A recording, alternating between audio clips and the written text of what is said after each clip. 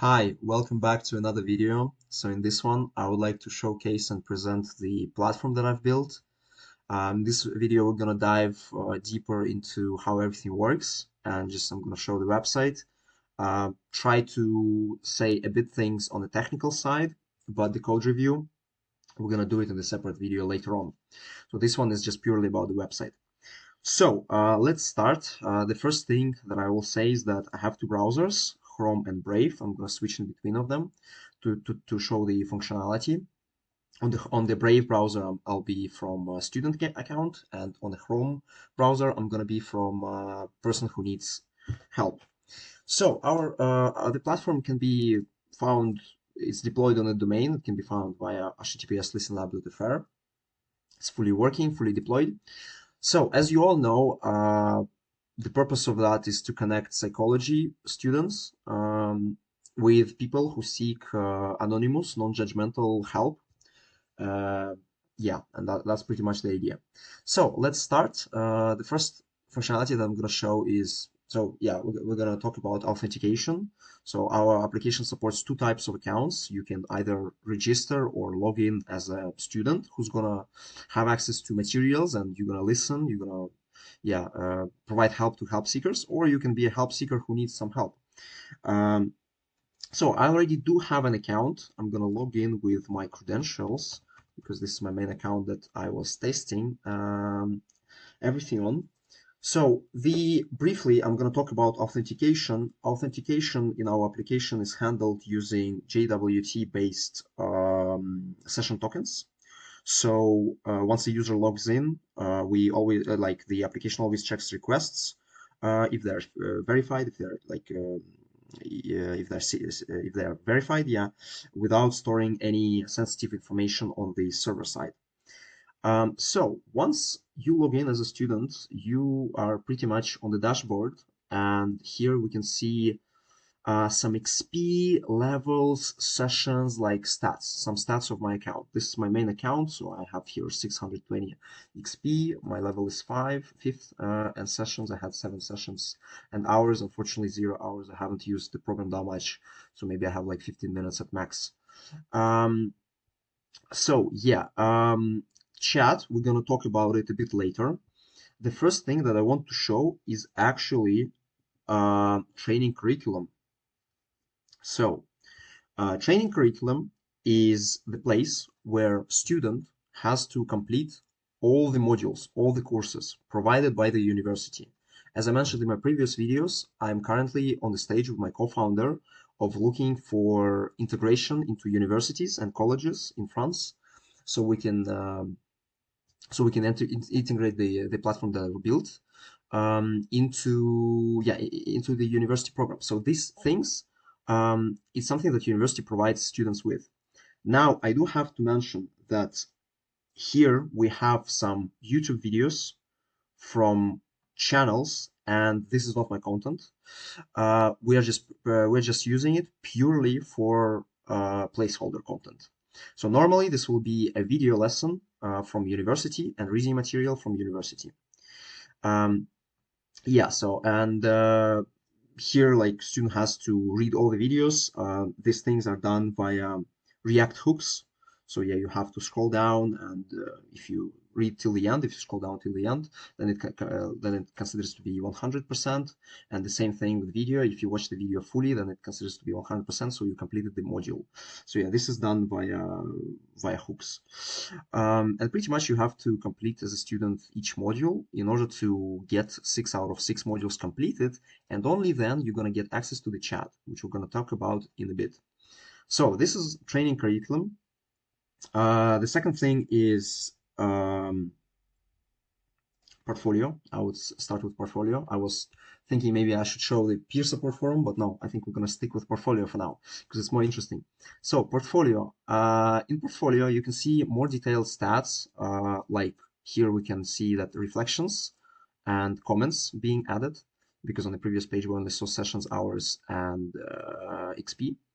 So here is the personal kind of like page of a student where he can take some notes, where he can see some achievements that he made. So for example, here there are some badges that you can unlock. For example, here you have to write 5 reflections on your profile. I have only 3, so I don't have this badge yet. For this one, you have to write 5 comments and so on. And skills. Each of them has to be unlocked, but I don't remember how exactly you unlock them. But most of them are getting unlocked if you show the um, meaningful conversation during the chat. I actually unlocked it a couple of days ago, not long ago. It was completely by random. I was testing an application, and yeah, so it was just a meaningful chat that I had to do. So, and on this page, user can first of all write reflections. So he can write reflections. For example, um, during today's session with a seeker, I learned how important it is to let another person open up. For example, something like this. So this is something that I learned as a student, right? So I'm going to save the reflection and it's going to get added to my profile. I'm going to get some XP for that. And an interesting thing is that actually reflections, they, how it works, because I want to show that honestly, it's getting checked because if I do something like this, some random symbols that makes completely no sense, no semantics, it's going to tell me fail to save reflection. The entry consists of random current sequences and gibberish. So basically, the idea is that you can't really put random stuff here. It's something that is getting checked. So I implemented a backend function that uses AI model to ensure that text is coherent and emotionally meaningful so that you can't just put some random symbols. This is pretty fun functionality. And the second interesting thing that I want to show is export portfolio as PDF. So students, they can supplement their career life by using this website because okay, we're gonna replace this one. Because they can they can download their PDF and they can see that, okay, so I have these key metrics, core skills, certifications, and this can be used as a supplement to their CV or motivation letter. And the portfolio, it's also pretty interesting, but it was just it's being generated entirely in the browser using JS PDF. So yeah, no server involved here. Okay, so pretty much this is about it in portfolio. About the peer support forum. Peer support forum is the place where students interact with each other and they can help each other. They create posts, they comment on these posts and things like that. So here I have already a couple of posts created. So for example, here I posted 15 days ago, how do I master reflective listening to another person and things like that. And I can comment, I can make comments and things like that. So yeah, but here with comments we can still, yeah, we should still implement, I should still implement the functionality of not allowing random characters, but technically, yeah, it works. And I can reply to my own comments and things like that. So yeah, and everyone can see them. Pretty much that's it. I'm gonna go to the dashboard and now, okay, I unlocked some some achievement for writing comments, I believe. So now we're gonna move towards the most interesting part of the application, which is chat. So here I'm gonna log in as a help seeker because I already have an account of a help seeker. All right. So now is the most interesting part, is the chat. So um, I'm gonna find a listener from my account, from the help seeker account, and here I'm gonna start listening as a student. So I get connected, and I'm gonna switch. You see that in a Chrome I get connected as well, so I can say, for example, hi here. I can reply to myself hi from this browser, and this is pretty much how the conversation starts. Now, a couple of important things. The first one is that if anyone, for example, here, I'm gonna end chat as a help seeker. This will end chat for both of us, even for me from this account. Why does it happen? Because the thing is that we wanted to build an anonymous platform where help seekers don't have to do like anything in order to register. They just pick a username, password that is very like minimalistic, simple enough in a good sense, and anonymous. Yeah, and because of that, it's this is how anonymous functionality is being done in the application. So we're gonna connect again, and the same will happen if I close the chat from my student account, but I'm not gonna do that. So let's try to test it. So we're gonna chat for a bit here.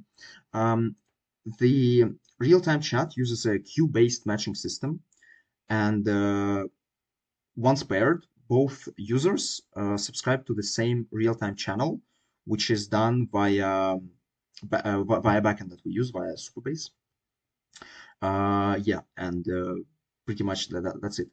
The important thing that I want to show as a functionality is we have an AI evaluation that checks for crisis language. So if I go from my help seeker account and I write something like this, which is very bad, and it's completely, I don't have like, it's crisis language, very bad. I'm gonna get logged out because this is crisis language, and each message is being analyzed if what a person wrote is actually like, does he need help or not?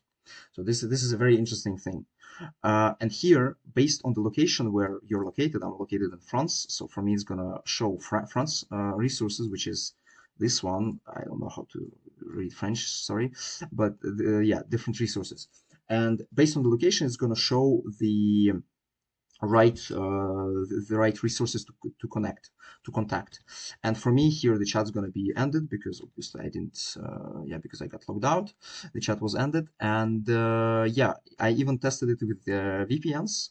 So based on the European Union countries, you will surely get redirected.